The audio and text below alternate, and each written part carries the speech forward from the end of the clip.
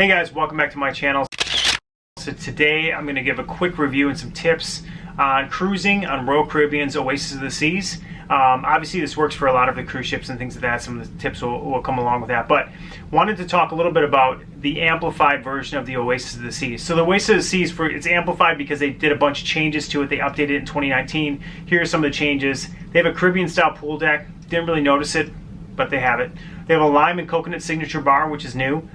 They have the ultimate abyss slide, which is basically a dry slide that you get in kind of a sack, and it's the largest slide at sea. So there's two of those. They have the perfect storm water slide, which is kind of like one of those that you go around, you shoot down into a big area and it kind of circles you like a toilet bowl and shoots you out the bottom. They have a splash away bay aqua park, which is for little kids, of course.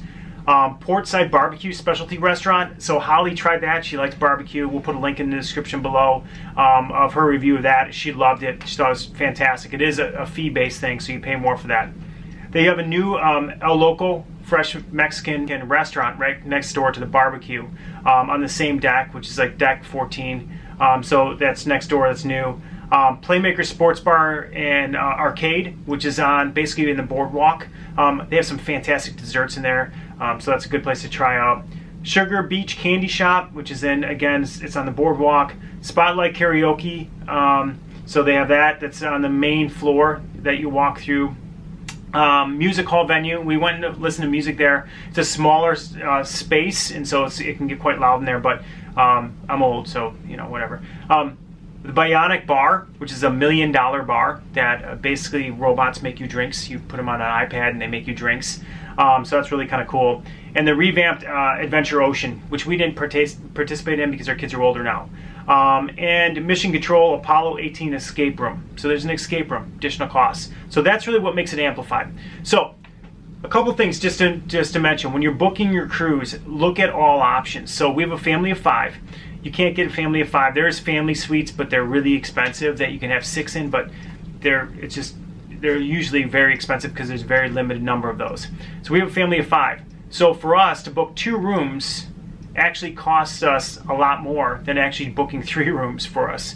So sometimes look at the weird options. So we have basically 3 rooms for 5 people, and it was cheaper for us to do that than it was to book 2 rooms to put the 5 people in.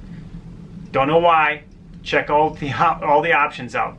The other thing just to mention with that too is we don't need every room to be a balcony suite on the ship because we had kids with us. So we have 1 balcony that's enough for us all to enjoy. So we got 2 interior rooms and we got 1 balcony. So it kept the cost down a little bit for us, and it gave us all the options we need.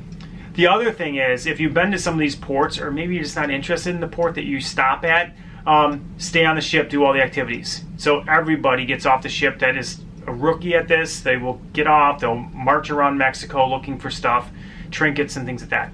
Do not get off the ship. Do every water slide, do every the flow rider, do everything you can think of when everyone's off the ship. The ship's pretty much empty, you have it to yourself. Do all the fun activities where you don't have to wait in line and you can just enjoy those things. So those are a couple tips we have for you. Again, this is the Oasis of the Seas.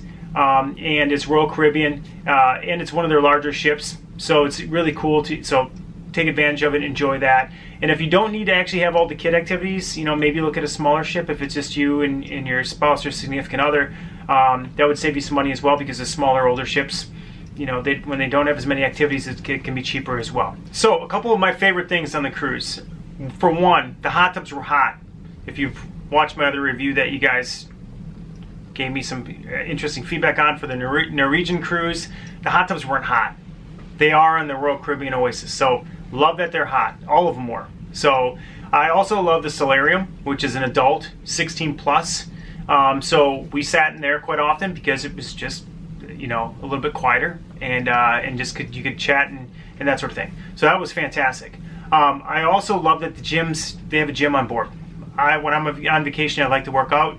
I have extra time on my hands. I'm not in a rush. So I love that as well. So that's fantastic. Dinners, of course, are always really good on the cruise.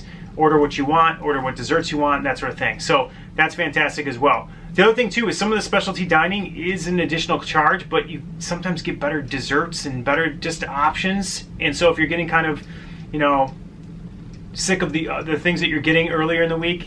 They're exciting when you first start them, but then when you get to day 6, day 7, maybe you want something different. Try one of the specialty restaurants because they are just different. So you'll have a different experience there.